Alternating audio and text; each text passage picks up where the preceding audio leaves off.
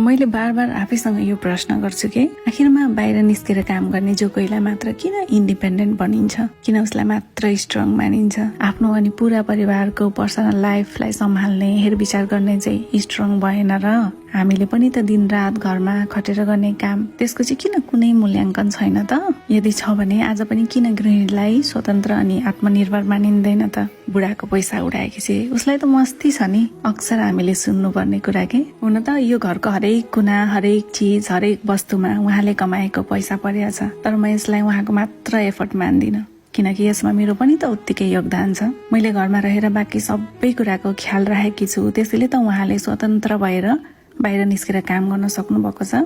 बिहान सबैभन्दा चाँडो उठेर भगवानलाई धन्यवाद गर्छु। कसलाई के मनपर्छ, कसलाई के चाहिन्छ, आज को आउँछ, कहाँ जानु छ, आफ्ना आफन्त, निम्तो, चुलो, मैले सकेसम्म हरेक चिज घरमै बनाएर खुवाउँछु। सबैको स्वास्थ्यको ध्यान राखेर पकाउँछु। त्यसैले उहाँ हेल्दी हुनुहुन्छ, एक्टिभ हुनुहुन्छ। यो मेरो कमाइ हो।